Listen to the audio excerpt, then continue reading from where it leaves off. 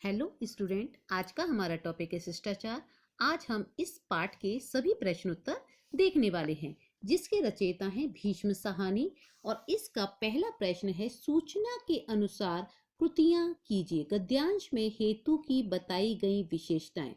क्या विशेषताएं बताई हैं? कि उसकी नाक चपटी थी, छोटा माथा था, माथा यानी मस्तिष्क, मोटे हाथ थे उसके, और बेतरह से दांत थे यानी आड़े टेढ़े दांत थे उसके। ऐसे प्रश्न तैयार कीजिए जिनके उत्तर निम्न शब्द हों। यानी ये हमारे उत्तर हैं, बर्खास्त और हेतु। तो इनके प्रश्न क्या बनेंगे? श्रीमती जी दिन में 10-10 बार हेतु को नौकरी से क्या करती कि बर्खास्त करती। चाबियों का गुच्छा किसके हाथ में रहने लगा? किसके हाथ में रहने लगा? तो हेतु के हाथ में रहने लगा। कारण लिखिए। राम गोपाल जी की नौकरों की खोज शिथिल हुई क्योंकि हेतु घर का काम संभालने लगा। हेतु की तनख्वाह से कटौती होती यदि हेतु से किसी चीज का नुकसान होता।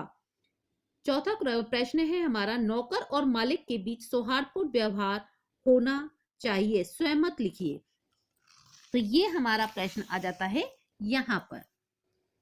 यहां से हम देखेंगे, आज के भौतिकवादी युग में जहां पति पत्नी दोनों कामकाजी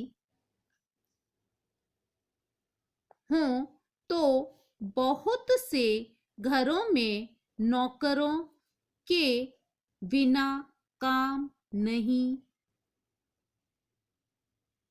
चलता। इसी प्रकार दुकानों में, होटलों में छोटी उम्र के हजारों लाखों नौकर काम कर रहे हैं, परंतु अनेक अवसरों पर उनके साथ बहुत ही बुरा व्यवहार किया जाता है, उनकी पिटाई कर दी जाती है। हम स्वयं को इनका स्वामी मान लेते हैं। यदि विवशतावश नौकर अपनी सेवाएं हमें देते हैं तो इसका यह अर्थ कदापि नहीं कि हम उनके जीवन पर अपना अधिकार मानने लगे। जो लोग सर्दी गर्मी के विकट मौसम की परवाह किए बिना हमारे दैनिक कार्यों में हमारी मदद करते हैं, उनके साथ सौहार्दपूर्ण मानवीय व्यवहार करना हमारा कर्तव्य हो जाता है। ये हमारा उत्तर हो गया कि नौकरों के साथ सौहार्दपूर्ण व्यवहार करना चाहिए। इसके अलावा हमारा प्रश्न है यहां से, पाठ के आगन में सूचना के अनुसार कृतियां पूर्ण कीजिए, संजाल पूर्ण कीजिए। श्रीमती जी की विशेषताएं, किसी पर विश्वास नहीं करती थी। दूसरा है, पति पर गुस्सा आता तो अंग्रेजी में बात करती, नौकरों पर गुस्सा आता तो गालियों में बात करती, घर में उनकी हुकूमत थी। ये उनका उत्तर हो गया। इसके बाद का प्रश्न है, विधानों के सामने दी हुई चौखट में सत्य असत्य लिखिए। अगले दिन श्रीमती ने अपना ट्रंक खोलकर अपनी चीजों की पड़ताल शुरू की। सही। सहसा हेतु की आंखों में आंसू आ गए। सही।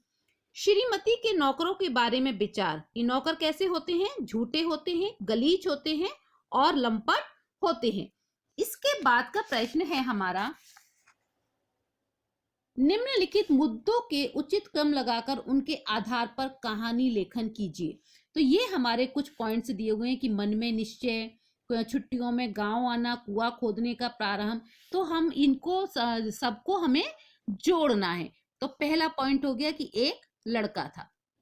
फिर उसके बाद का दूसरा पॉइंट है हमारा, शहर के महाविद्यालय में वह पढ़ता था। इसके बाद का प्रश्न हो गया हमारा तीसरा, छुट्टियों में वह गांव आया।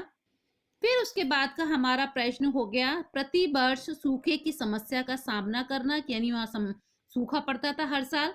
फिर इसके बाद का आ गया हमारा मन में निश्चय करना। फिर उसके बाद हमारा आ गया लोगों का हंसना। इस तरीके से हमें ये सारे प्रश्नों का, जैसे ये 7वां हो गया कि एक मित्र का साथ देना। फिर 8वां इधर आ गया हमारा कुआं खोदना प्रारंभ करना। फिर 9वां लोगों का जुड़ना, कुआं तैयार होना, कुआं पानी से भरना। फिर उसके बाद लोगों का खुश होना, और फिर सीख और शीर्षक। ये सारे पॉइंटों को हमको जोड़कर बनाना है। दिए गए अव्यय मानवता ही श्रेष्ठ धर्म में विचार को अपने शब्दों में स्पष्ट कीजिए। तो ये हमारा आ गया यहाँ पर, मानवता मनुष्य का श्रेष्ठ धर्म है, परंतु आज लोगों में संवेदनशीलता समाप्त होती जा रही है। मनुष्य मशीन बन गया है। निजी स्वार्थों के आगे उसे कुछ दिखाई नहीं देता। मानवीय मूल्यों का पतन हो रहा है। हमें प्रत्येक मनुष्य की सहायता करनी, किसी को दुख नहीं पहुंचाना चाहिए। मानव सेवा